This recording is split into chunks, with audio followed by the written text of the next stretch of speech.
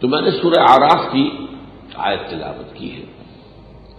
اس میں اللہ تعالی حضرت نوح علیہ السلام کا ذکر کر رہے ہیں کہ جب انہوں نے اپنی قوم کے سامنے اپنی دعوت رکھی اور اللہ کی طرف بلایا، اللہ کی بندگی کی طرف اور توحید کی طرف، تو ان کی قوم نے کہا کہ اے نوح، ہمیں تو معلوم ہوتا ہے کہ تم پر کوئی دیوانگی طاری ہو گئی ہے، کوئی مخبوط الحواس ہو گئے ہو، تم یہ کیا باتیں تم کر رہے ہو، یہ ہماری سمجھ میں نہیں آتی.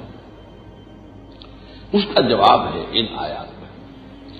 قال یا قوم لیس بی ضلالۃ، انہوں نے کہا میری قوم کے لوگوں، مجھے کوئی خبط نہیں لاحق ہوا ہے، میں کوئی دیوانہ نہیں ہوا ہوں، میں کوئی پاگل نہیں ہوا ہوں، ولکنی رسول رب العالمین، بلکہ میں تو تمام جہانوں کے پروردگار کا ایلچی ہوں، پیغامبر ہوں.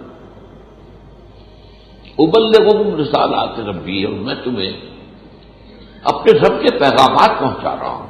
جو کچھ کہہ رہا ہوں اپنی طرف سے نہیں کہہ رہا، بلکہ ان ہوا الا وحی یوحیٰ، یہ وحی ہے اللہ کی جو میری طرف آئی ہے اور میں تمہیں پہنچا رہا ہوں. وانصح لکم، اور میں تمہارا خیر خواہ ہوں، تمہارے ساتھ وفاداری کا حق ادا کر رہا ہوں، تمہاری خیر خواہی کا حق ادا کر رہا ہوں. وَأَعْلَمُ مِنَ اللَّهِ مَا لَا تَعْلَمُونَ، اور مجھے اللہ کی طرف سے وہ علم حاصل ہوا جو تم نہیں جانتے. یعنی تم نے اگر میری بات کو رد کر دیا تو جو شامت تمہاری آنے والی ہے وہ مجھے معلوم ہے، تو میں اس سے بچانے کی ہر ممکن کوشش تمہیں کر رہا ہوں کہ کسی طرح تم اپنی روش کو بدلو اور اللہ کی رحمت کو دعوت دو بجائے اس کے عذاب کے.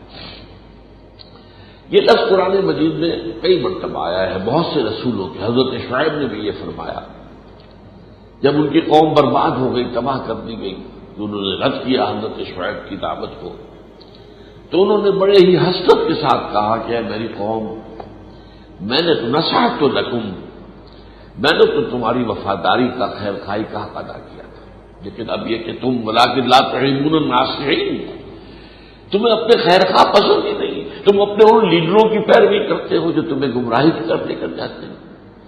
تو اب یہ تمہارا اپنا چوائس ہے جس کا نتیجہ تم نے بھگت لیا ہے. تو اب میں رنج کروں تو کیسے کروں؟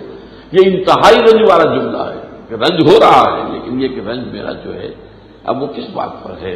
اصل میں تو یہ تمہارے اپنے کرتوت ہیں جن کا نتیجہ تمہارے پر بارش ہوا ہے.